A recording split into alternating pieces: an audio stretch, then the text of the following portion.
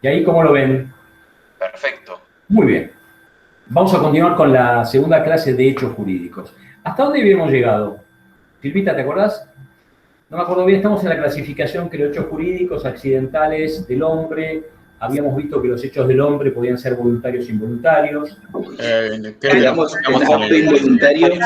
Accidentales y después voluntarios e involuntarios. Nos quedamos en el 261. Perfecto. En acto involuntario ilícito. Muy bien. Repaso rápido. Habíamos dicho que el hecho jurídico era todo suceso o acontecimiento jurídico, definido en el 257, ¿no? Era todo suceso que, de acuerdo con el ordenamiento jurídico, produce la adquisición, modificación y, mire, extinción de relaciones y situaciones jurídicas. ¿Cómo se clasificaban? Primera base en la clasificación, de la naturaleza o accidentales y del hombre o humanos. ¿Cuál es la diferencia? La participación en la intervención del hombre.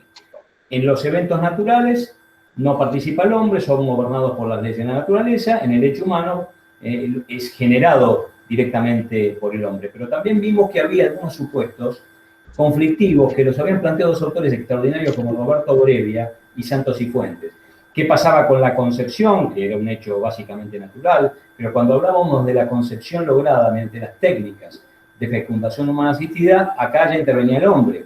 ¿Qué pasaba con la muerte? Un hecho típicamente natural. Pero ¿qué ocurría con una muerte violenta? Cuando algún alumno, enojado porque le había puesto un 2, me esperaba en la noche a la salida de la facultad, agazapado con las luces apagadas, me levantaba por los aires y me mataba. Una muerte, un hecho natural, pero ahí participaba el hombre, ¿no? ¿Qué ocurría también en el caso que les planteé? Cuando una potencia mundial experimenta con una nueva arma nuclear, detona un explosivo en el mar y eso ocasiona un maremoto. El maremoto típicamente es un hecho natural, pero acá interviene el hombre. Y dijimos acá que depende de la teoría. Algunos dicen que son hechos mixtos, cuando en el evento natural interviene el hombre, y otros dirán no, cuando en el evento natural interviene el hombre es directamente un hecho humano. Dejando de lado esta discusión doctrinaria, dijimos también que dentro de los hechos humanos teníamos una clasificación clave que era la base hasta el final de la materia. Teníamos los hechos voluntarios e involuntarios. ¿Cuándo un hecho era voluntario? Cuando la voluntad del sujeto que actuaba era plena o estaba completa. ¿Cuándo la voluntad era plena o estaba completa? Cuando reunía... ¿Me apagan los micrófonos, chicos, please?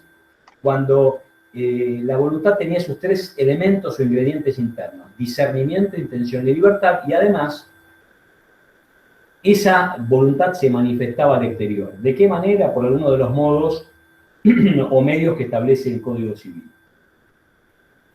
¿Cuándo era involuntario el hecho? Por el contrario, era involuntario cuando a esa voluntad le faltaba, ¿qué? Uno de esos tres elementos. O cuando uno de esos tres elementos estaba afectado por alguna causa optativa en el caso del discernimiento o por algún vicio de la voluntad. Recuerden que las causas que pueden afectar al discernimiento como primer elemento interno de la voluntad son dos hoy: la inmadurez o la menor edad y la privación de la razón, que puede tener distintos orígenes. En cambio, los vicios llamados vicios del consentimiento o vicios de la voluntad afectan a los otros dos elementos internos de la voluntad, que son la intención y la libertad. A la intención le afectan dos vicios, que los vamos a ver: el error y el dolo. Y a la libertad, como tercer elemento interno de la voluntad, lo afecta lo que se denomina la violencia, en sus dos especies: la violencia moral o intimidación o coacción moral, y el otro vicio desconocido que muchos en general no saben cómo definir, lo que es el vicio denominado de fuerza o fuerza física irresistible. Juan le dio 4 cachetazos a un amigo para que firme un contrato. ¿Eso qué es? Normalmente me dicen que eso es fuerza física irresistible. No, yo digo, eso es intimidación. Le dieron con un palazo en la cabeza a alguien para que realice un acto jurídico. ¿Y eso es fuerza física irresistible? No, es intimidación. ¿Y cuál sería un supuesto de fuerza? Bueno, ya lo vamos a ver cuando veamos este vicio. Entonces, está claro que el hecho va a ser involuntario o el acto va a ser involuntario cuando alguno de estos tres elementos internos falte o esté afectado por alguna causa o vicio de la voluntad. ¿Esto se comprende? Pero lo que me olvidé de decirles la clase pasada es, bueno, el hecho es voluntario cuando la voluntad es plena y el sujeto actúa con discernimiento, intención y libertad, y esa voluntad se manifiesta al exterior. Muy bien. Pero una pequeña conceptualización de cada uno de estos tres elementos internos. Vos, Silvia, que sos médica, recurro a vos, terapéuticamente recurro a vos acá. ¿Se te ocurre qué podríamos decir qué es el discernimiento? El discernimiento es la capacidad de, o la actitud, mejor dicho, que tiene el individuo de saber lo que está bien y lo que está mal y apreciar las consecuencias. Muy bien, muy bien. Entonces, el sujeto que tiene discernimiento sabe que esto está bien y sabe que esto está mal, ¿no? Y además, puede predecir los efectos futuros que la conducta que lleva a cabo hoy va a tener, ¿no? A mí me gusta mucho una definición que daba Freitas en su esbozo. Freitas, que fue un codificador brasileño, un jurista excepcional, ¿no? Obviamente de la misma, un pensamiento muy parecido al de Vélez Sarsfield, y al que Vélez siguió muchísimos temas. Perdón, decía que, sí, decía. Freitas no era también, tenía que ver con, se basaba también en el Código de Napoleón, ¿o me equivoco? En muchas cosas, el Código Civil francés, claro, que era el Código Napoleón de 1804. ¿Por qué el Código Napoleón? Porque las malas lenguas dicen que lo redactó en muchos artículos Napoleón Bonaparte de puño y letra. Entre otros siguió. Eso fue un antecedente muy importante del esbozo de Freitas, ¿no? También para el Código Civil argentino, pero no solamente ese. Pero es cierto eso. Ahí me fui. Ahora me fui y me sacaste si hablamos del discernimiento, Silvita, y me sacaste. No, yo lo que les quería decir... No me pidas perdón. Que el discernimiento ha sido definido en varios fallos como una aptitud natural que tiene el ser humano. Una aptitud natural que nos permite... Está bien lo que dijo Silvia, distinguir lo bueno de lo malo, lo justo de lo injusto y lo conveniente de lo inconveniente, que esta es la definición que daba el maestro Jorge Joaquín Llambias en su Tratado de Derecho Civil. Pero es un poco una definición acotada porque no completa todo lo que implica el discernimiento. Entonces, el discernimiento a mí me gusta más denominarlo como esa aptitud natural que le permite a una persona conocer en general. ¿Y qué significa esto de conocer en general? Muchas cuestiones, no solamente una, o la actividad que desarrollo. Yo soy comerciante y conozco del comercio. No. El discernimiento, ¿qué me permite? Conocer en general. Por más que no tenga un conocimiento específico de cada cosa. Y como dijo Silvia, correctamente, ¿no? No solamente me permite conocer en general, sino apreciar las consecuencias futuras de los actos que yo realizo hoy. Obviamente el discernimiento, siempre lo comparo yo, y les pido disculpas a ustedes y a los que van a escuchar esta barbaridad, siempre lo comparo con un bizcochuelo exquisita. ¿Por qué? ¿Por qué lo comparo con un bizcochuelo exquisita? Porque no es lo mismo el discernimiento que puede tener un niño de 5 años, que el que tiene 8, el que tiene 10, el que tiene 13 o el que tiene 18, o el que tiene 40. ¿Esto qué significa? Que el discernimiento va levando o va aumentando o va creciendo al cabo de los años. Y ese crecimiento del discernimiento, ¿de qué depende? Depende mucho de la vida de cada uno, pero depende de la experiencia, la madurez de juicio, la educación, etcétera, etcétera, etcétera. Pero hay algo que está claro. La ley que dice, a los 18 años, chicos, el bizcochuelo exquisita está terminado. ¿Esto qué significa? El discernimiento está completo. Por eso somos mayores de edad y por eso somos responsables de todo lo que hacemos. Ya los padres no están más para sacarnos las papas del fuego. Por eso la ley presume, sin admitir prueba en contrario, es una presunción iure de iure, que a los 18 años ya somos mayores de edad y el discernimiento está completo. Regla general. Pero hay casos de excepción. Por ejemplo, una persona declarada incapaz o con restricción a la capacidad respecto de los actos señalados por el juez en la sentencia. ¿Se comprende esto? Y es muy importante el discernimiento también en materia penal. Normalmente uno confunde la capacidad con el discernimiento.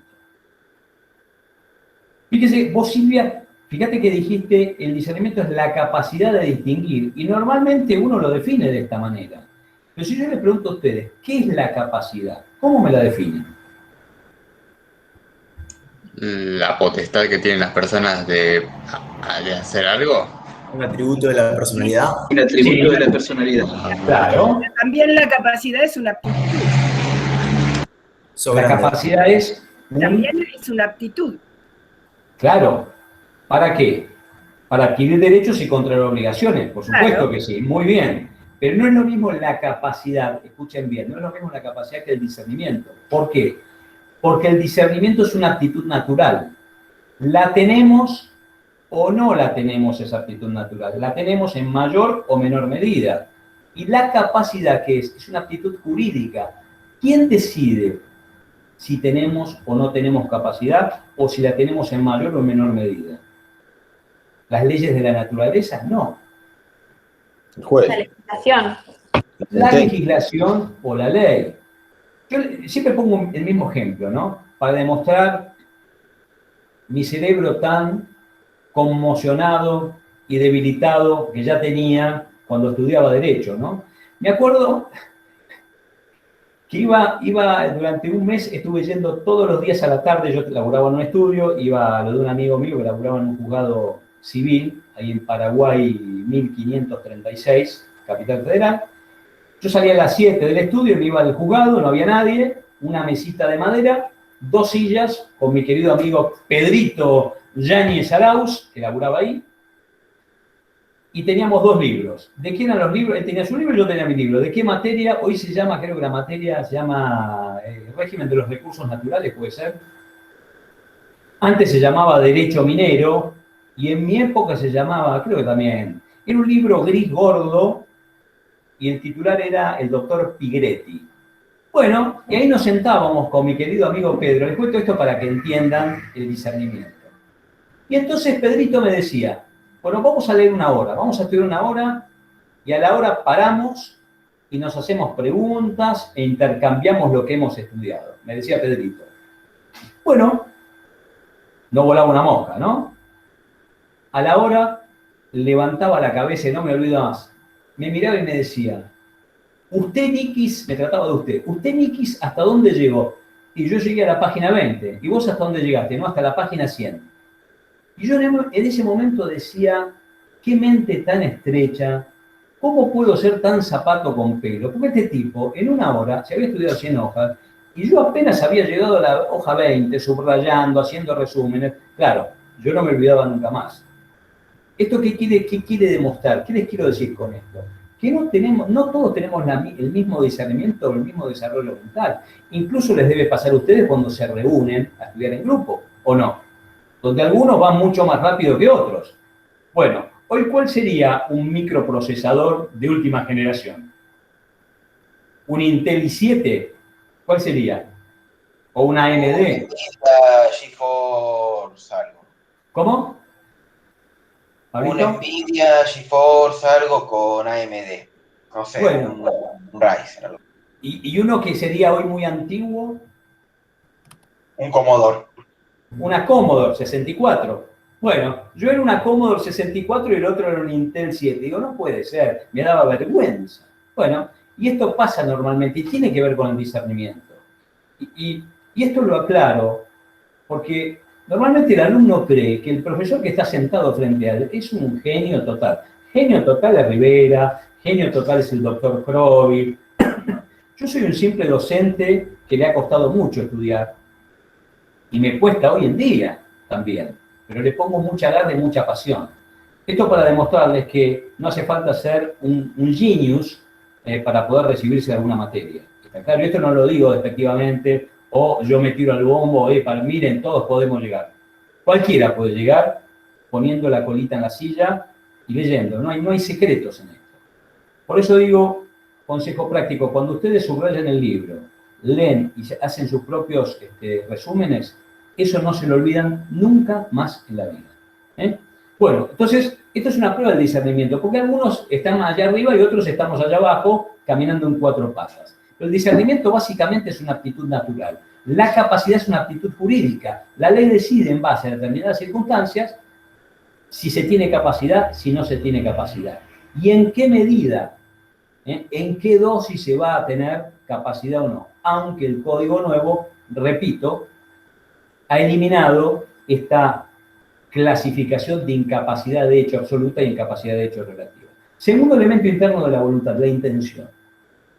¿Ustedes tienen intención de aprobar esta materia? Me gusta porque todos dicen que sí, ¿no? Con 10. Bueno, eso me llenaría de satisfacción. No harías más, salva que corroborar lo que ya has hecho en el primer parcial, ¿no? Ratificar. Ganaste 10-0 en La Paz, ahora tenés que jugar de local. No, te diría que es al revés. Ganaste 10-0 en tu cancha, ahora tenés que ir a jugar a la altura en La Paz. Porque el segundo parcial es más largo, no porque sea más difícil, pero es más largo, y por él tiene algunas complicaciones. Entonces, ustedes tienen la intención. ¿Y cómo me podrían describir la intención? ¿Cómo podrían definir lo que es la intención como elemento interno de la voluntad? Las ganas de hacer algo. Las ganas. Ganas de hacer algo. ¿Qué más? A ver, si entre todos podemos llegar a construir alguna definición.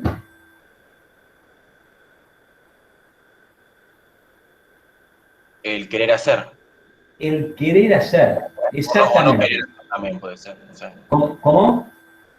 el querer o no querer hacer, o sea, porque podés tener intención o no tener la intención también. Por supuesto, Pablito, claro que es así, es correcto lo que vos decís. Entonces, la intención la identificamos con el querer. La intención como elemento interno de la voluntad, como decía Jorge Joaquín Llambías, es siempre el propósito o el designio de celebrar un acto jurídico determinado. Yo quiero venderle mi propiedad a Juan. Bueno, ¿en qué consiste mi intención? En celebrar ese negocio jurídico con Juan. Siempre la intención es propósito o designio de celebrar un acto jurídico determinado cuando estamos hablando de derecho, obviamente. Ahora, y aprovecho esta definición, ¿no? A veces, ese propósito o ese designio o esa intención que tenemos de celebrar un acto jurídico puede frustrarse o puede estar afectado de alguna manera. Hay dos atacantes clandestinos, por decirlo de alguna manera, que pueden afectar a la intención. O dos terroristas que actúan en las sombras. ¿Qué es lo que puede atacar a nuestra intención y distorsionar nuestra realidad cuando celebramos un acto jurídico? ¿El dolo y el error? ¿No son? Muy bien. Los dos vicios del consentimiento, o estos dos primeros vicios de la voluntad, que son el dolo y el error. Muy bien. Recuerden siempre que el dolo o error afectan a la intención. Por último, la libertad, algo que parece tan sencillo, pero al mismo tiempo es complicado, ¿no?, de definir. Y recurro a ustedes de nuevo para que me ayuden, ¿no? ¿Qué sería la libertad, chicos? ¿Cómo podrían, no sé, cómo la podrían describir o definir? Y no sé si ustedes piensan que existe la libertad absoluta, si no... La no limitación. Proceder sin ningún acto de presión externa. Muy bien, Bernardo. A ver, vamos de nuevo con esa definición. La libertad implica proceder o que un sujeto actúe sin... Ningún acto de presión externa. Ah, muy bien, sin ningún acto de presión externa. Bien. Mili, vos habías hablado y yo te interrumpí, discúlpame. No, dije como la no limitación. La no limitación. ¿Ustedes creen que tenemos libertad absoluta nosotros o no? No. No. ¿Les gustaría tener libertad absoluta? No. Sí. Sí, ¿a quién no? No. Sí. Dependiendo de la La situación. libertad absoluta. Aguanta la anarquía. Claro. Sí. Yo no quisiera indagar un poquito más y preguntar en qué ámbito les encantaría tener libertad absoluta, ¿no? Si pudiésemos dividir la vida en compartimientos estancos y separados, bueno, ahí podríamos ver en este tema libertad absoluta, en este tema, pero lo cierto es que no existe la libertad absoluta. No existe. Pero ni siquiera existió en el advenimiento o cuando surgió el liberalismo constitucional. que dio base a lo que se dio en llamar el constitucionalismo clásico, que fue el que creó, fue el que promovió que los estados dictaran sus constituciones, se instalaran los derechos individuales, se dividieran los poderes, sistemas de controles, frenos y contrapesos, etcétera, etcétera. Ni siquiera ahí la libertad era absoluta, porque imagínense que la libertad absoluta, ¿a dónde nos conduce? Ustedes lo dijeron.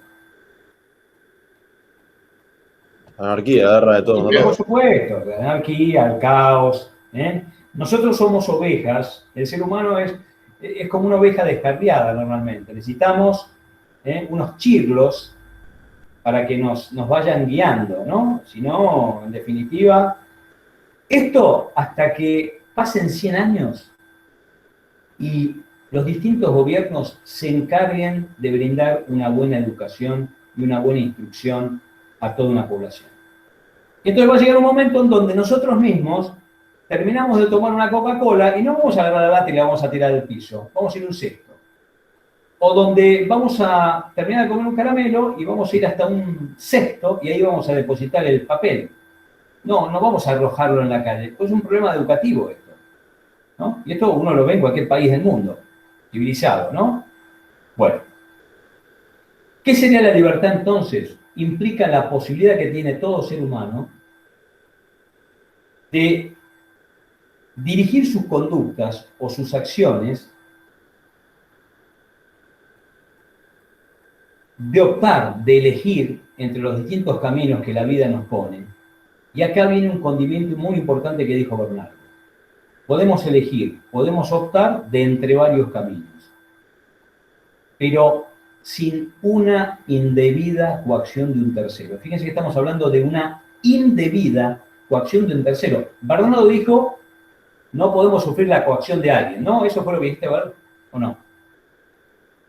Si alguien sin nos presión coacciona, externa, dije. claro, sin presión externa. Si alguien nos presiona, y bueno, ya nuestra libertad está colapsando, ¿o no? Vamos a un ejemplo.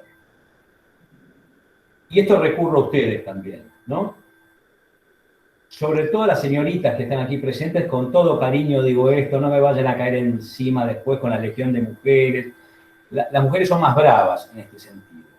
A las mujeres les gusta salir más, ¿no? Y es como que los padres tienen mayores recaudos con las mujeres. ¿Por qué? Y porque las consecuencias pueden ser más desastrosas para una niña que para un joven. Que prácticamente los varones son delincuentes que se crían solos, ¿no? Pero por eso hay que tener mucha más atención con la mujer, sobre todo en estos días, en estos tiempos que están corriendo por hoy, ¿no? Por estas épocas son muy complicadas. ¿Les gustaba ir a bailar o les gustaba salir a ustedes, chicas? Les pregunto. ¿Alguna vez sus padres les dijeron, no podés ir a bailar, no podés salir? ¿O siempre fueron muy permisivos los padres? José. No me pusieron restricciones. ¿Nunca te pusieron? A mí tampoco. No. Muy bien. Soy la de medio. Pero ni siquiera, no estoy hablando ahora, cuando eran chicas, 13, 14. No, pasa que ya habían aprendido todo con mi hermana, entonces no. Tu hermana fue el blanco de restricción. Bueno, eso es bueno a veces, porque a veces los padres con el primero son implacables y después viene la segunda, es mucho más fácil. Claro, ¿no? y después a la menor que con ella sí le ponen restricción, pero a mí no, la verdad. Vos tuviste, es decir, que vos podías pololear tranquila. Pololear, como dicen los chilenos, ¿no? Andar noviando. ¿Siguen diciendo esa frase o no los chilenos? ¿El pololo es el novio o no, José? Sí, creo que tiene problemas de conexión, por eso no me... Y justo hablé del pololo y se quedó congelada. Qué casualidad, ¿no? No sé si di el torpedo dio en el barco ahí. Bueno, Sí, es pololear. Cuando un padre le pone restricciones, qué sé yo, a una niña de 13, 14 años hoy, viene mi hija y me dice, papá, ¿puedo ir a tal lado? No vas. Ni a patadas vas a ir a ese lugar. Pero qué dictador, qué tirano, qué facho que sos. Se los dejo a ustedes. Hice bien, hice mal, estoy cortando su libertad. Hay que ponerse en el lugar del padre. O sea, No, pero esto de verdad, piénsenlo. Y piensen ustedes el día de mañana, de acá a 10 años, 15, 20, cuando sean madres y padres.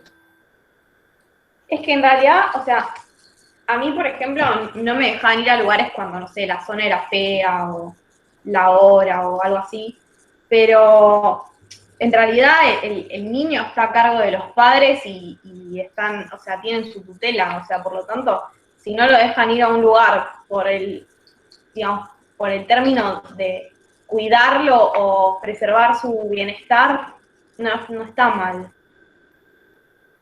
No Claro, todos piensan así. protegiendo al chico. Es distinto en casos en que todo lo contrario se persigue un fin, no sé, que no es benévolo, digamos. Lo que pasa es que a veces ser padre, y esto se los digo yo tengo una hija de 14 años que estoy con muchos problemas con mi hija de 14 años porque la madre es burbuja y mi hija es burbujita y yo soy el tirano, ¿no es cierto? Que obviamente estoy separado, pero es complicado. Entonces, es difícil cuando los padres no tiran, vos te reís, Mili, pero es así. Burbuja y burbujita. Así, Me causó gracia. yo la punta, claro. Y lo que no entienden es que un día va a ocurrir una desgracia. Pero como no tienen discernimiento, no ven más allá, y acá estoy haciendo un poquito de terapia y estoy levantando temperatura, así que voy a bajar un poco. Entonces, la idea de los padres es la protección. Y las medidas que a veces o las decisiones que uno toma como padre, no necesariamente le van a gustar a los hijos. Tal vez lo van a entender 10 años para arriba o 5 años para arriba. Hoy, uno es el enemigo público número 1. ¿Por qué? Y porque uno representa la limitación, la prohibición, pero siempre exagerando las cosas hasta que la desgracia ocurre. Entonces, si yo le digo a mi hija me dice, papá, ¿puedo ir a, qué sé yo, a tal fiesta? No, tenés 14 años, no tenés 18. Cuando tengas 18, haz lo que quieras. A esa fiesta no, porque yo no sé quiénes van, no sé dónde es. No, pero son todos amigos. ¿Cómo se llama el amigo que hace la fiesta? Ay, ¿sabés que no me acuerdo el nombre? Así que es amigo. Esto es un íntimo amigo que conocí ayer, que no sé ni cómo se llama, ni cómo... Se comprende lo que quiero decir, ¿no? Entonces, yo coarté su libertad de mi hija Magdalena. La coacción que yo efectivicé sobre su libertad, ¿fue legítima o ilegítima? Legítima. Bueno, hoy por ahí en el Tribunal de Familia dirían, no, qué barbaridad, usted es un tirano, porque es lo que ocurre en el mundo de hoy, les aclaro. Entonces yo le diría a las juezas de familia, escúcheme, si le pasa algo a mi hija, usted es responsable. La demanda la voy a iniciar contra usted. ¿Se comprende lo que quiero decir?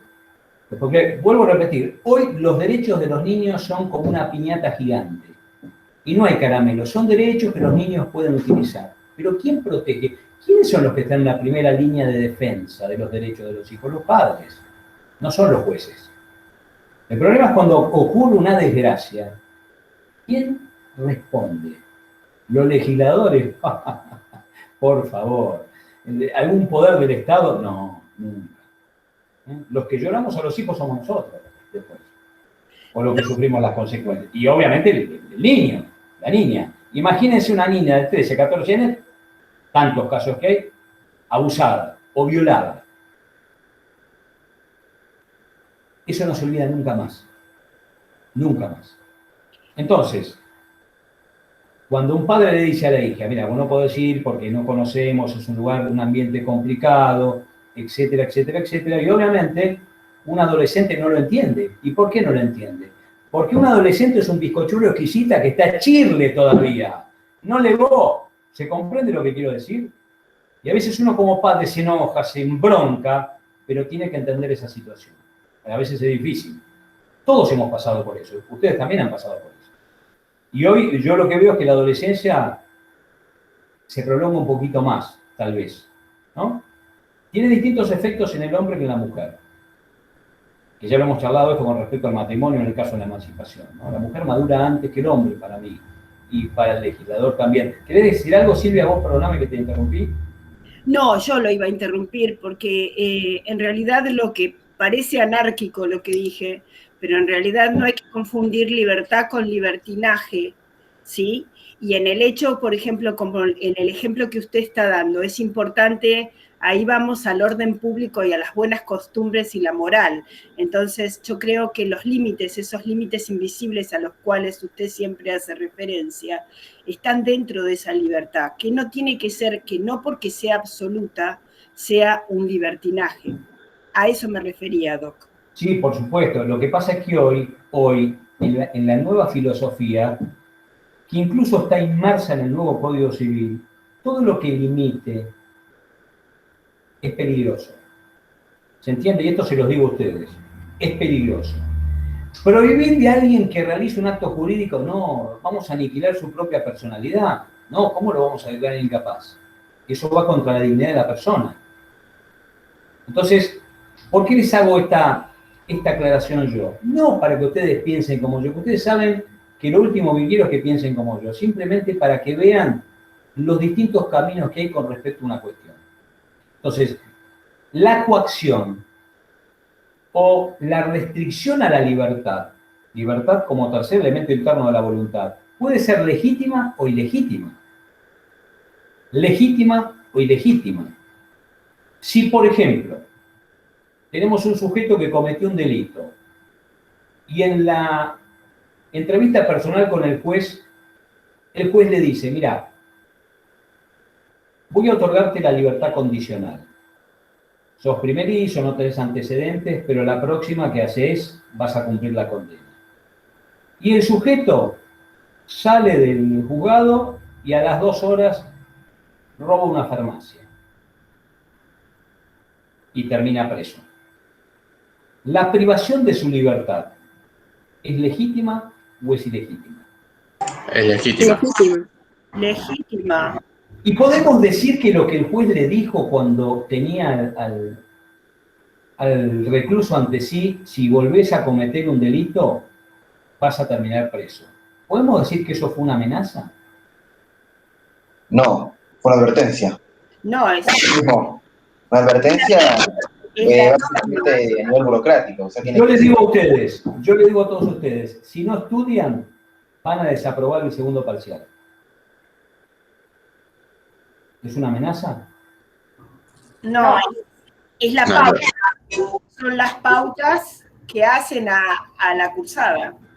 Eliseo me dice, Eli, mi asesor tecnológico, bueno, Nico, si no me pagás a fin de mes, no me ocupo más del canal, no te subo más videos.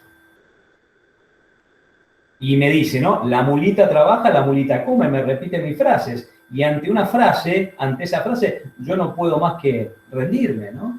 ¿Me está amenazando? Sí. No, forma parte de un contrato entre dos individuos. Sería un acto, aunque no hay un contrato escrito, está pautado por dos partes. Yo hago... Está pautado, claro. A Salvador le presté $10.000 y le digo, Salva, si no me pagás dentro de una semana, voy a iniciar un juicio y te voy a ejecutar todos los bienes que vos tenés. También es una amenaza. Lo mismo que si Eli te dice, si no me paga a fin de mes, en vez de, le sigo subiendo videos, pero le rompo una rodilla. Es lo mismo. Pero la amenaza Un poquito quizás no es que extremo, no. ¿no? Un poquito extremo, Salva, ¿no? Le rompo la rodilla, claro. La amenaza es amenaza. La amenaza no será que es cuando De no carácter. es legal, que la advertencia es legal y la amenaza no. La amenaza puede ser legal, ilegal o siempre es ilegal. Vamos al ejemplo que planteaban los autores clásicos, ¿no? Siempre es ilegal. El acreedor le dice al deudor, si no me pagás te voy a ejecutar todos tus bienes. Eso es una amenaza. No, es una advertencia. Pero no vendría a ser ilegal si no Una medida está preventiva que tiene que tomar, porque si no está fundada en la ley. Le digo a ¿No mi puede ser hijo, una medida disuasoria? le digo a mi hijo de 8 años, que se llama Constantino, si no haces la tarea por el Classroom, no vas a jugar al fútbol. Les aclaro que esto es mentira porque no puedo, es mi debilidad, ¿no? Se los digo con todo cariño, pero imaginemos que se los digo, ¿no? Eso sí es una amenaza. Si no haces la tarea, no vas a jugar al fútbol. O, lo peor, si no haces la tarea, no vas a jugar a la, compléteme la frase, La ley. A la Play, por supuesto. A la Play. Es una amenaza.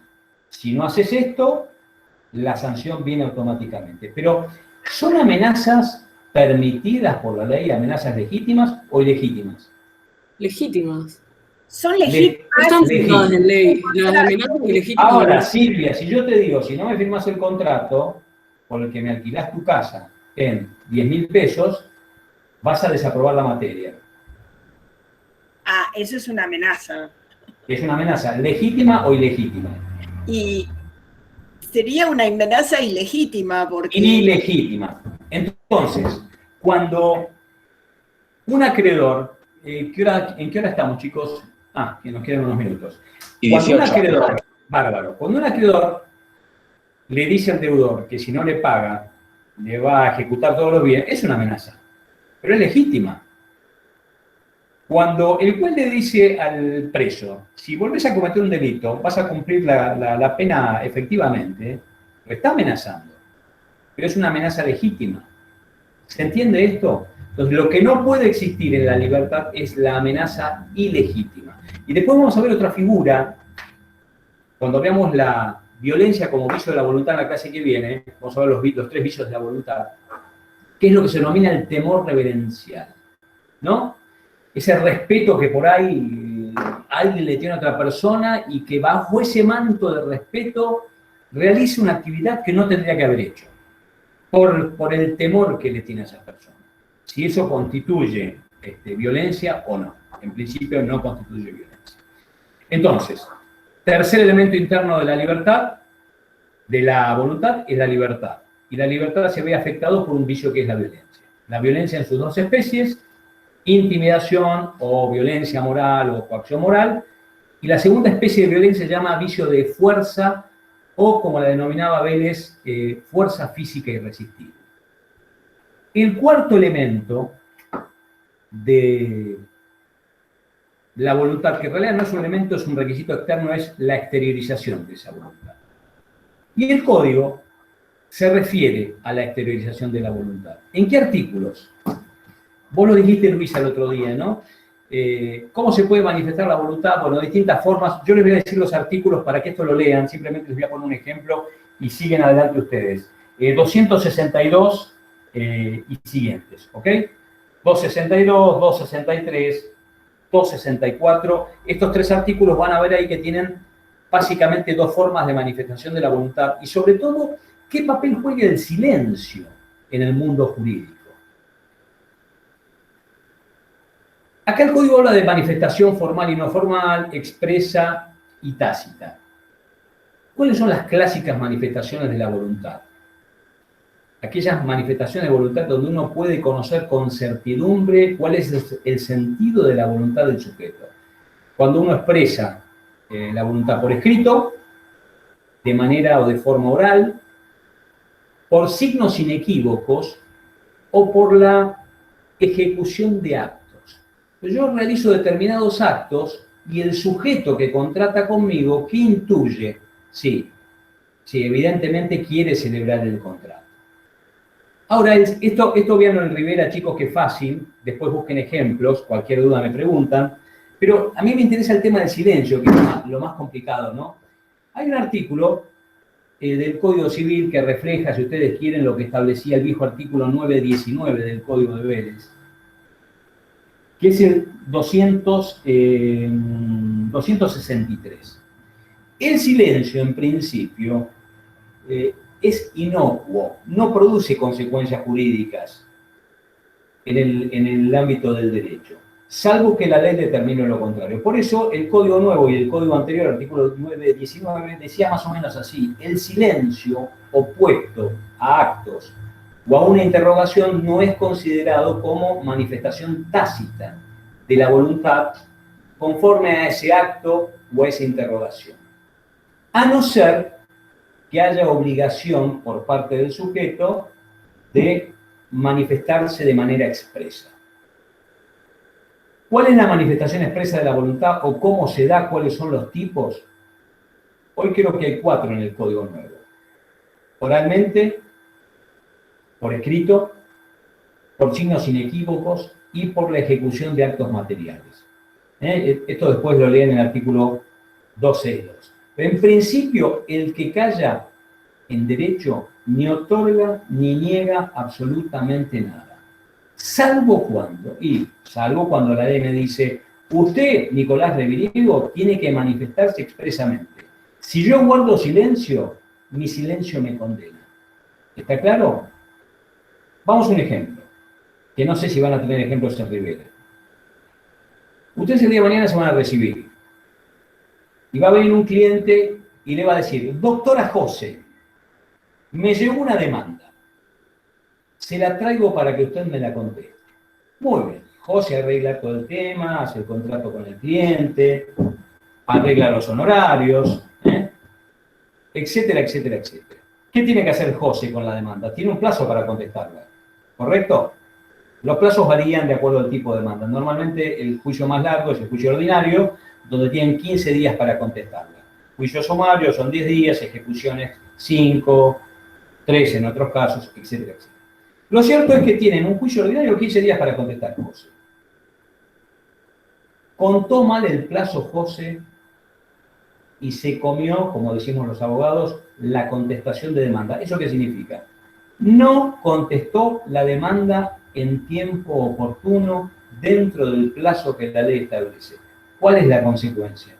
Que tiene que volver para Chile, José. ¿O estás en Chile en este momento, José? No, estoy acá en Argentina. Bueno, te volvés a Chile, pedís refugio y te rajás. Porque es lo peor que nos puede pasar a los abogados. Comernos una contestación de demanda. ¿Qué significa eso? Que perdimos el juicio. Prescripción y oratoria sería, ¿no? ¿Cómo? ¿Prescripción sería eso de la causa? No es prescripción, es perdés el juicio, Juan, directamente. Ah, ni siquiera pensaste... No, ¿qué prescripción? Perdiste el juicio, vos tenés 15 días para contestar. No contestaste, todos los hechos afirmados en la demanda se tienen por ciertos.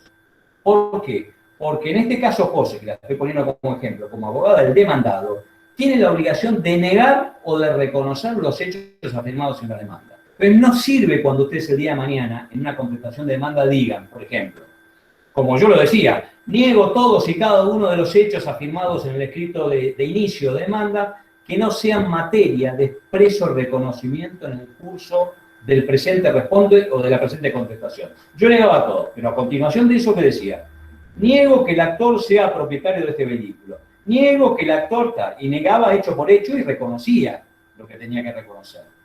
Pero ¿qué les va a pasar a ustedes el día de mañana? Si ustedes se olvidan de negar un hecho, se tiene por reconocido. El silencio de ustedes o la omisión que se utilizan como sinónimos en esto produce consecuencias jurídicas. ¿Y cuál es la consecuencia jurídica que produce? Lo que ustedes no niegan, lo que ustedes omiten, se tiene por reconocido. ¿Se entendió esto? Acá tiene un ejemplo claro en el tema de la no contestación de la demanda. Después tienen varios ejemplos.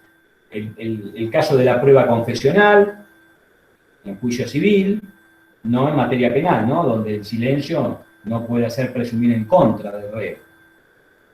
Y tienen varios ejemplos también. El caso de la ley de trasplantes. ¿En qué caso uno es donante? Como regla general. Cuando no expresa que no quiere ser donante.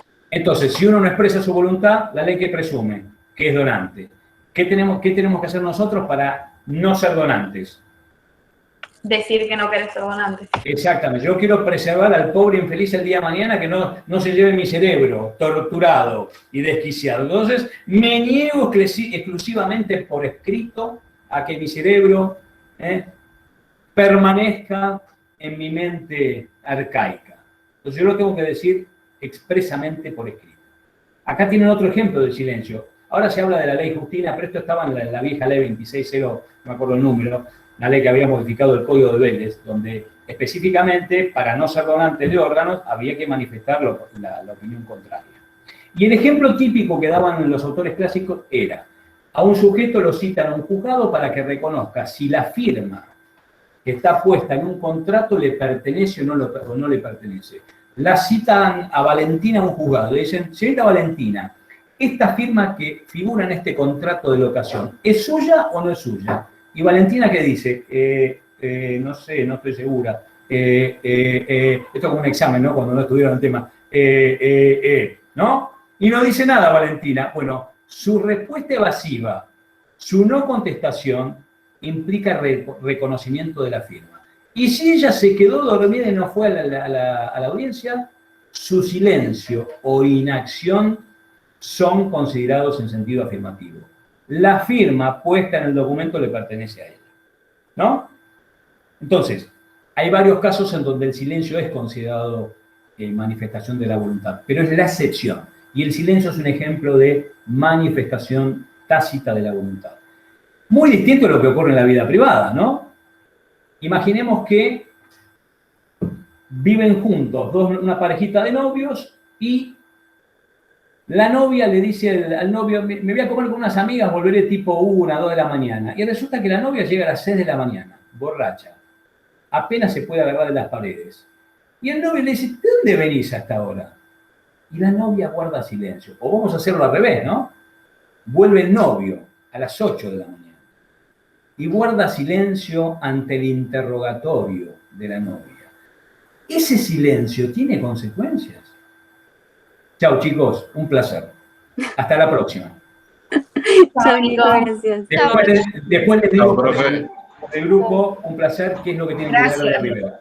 Abrazo para todos. Chao, Nico. Chao. Hasta luego. Chao, Nico. Adiós.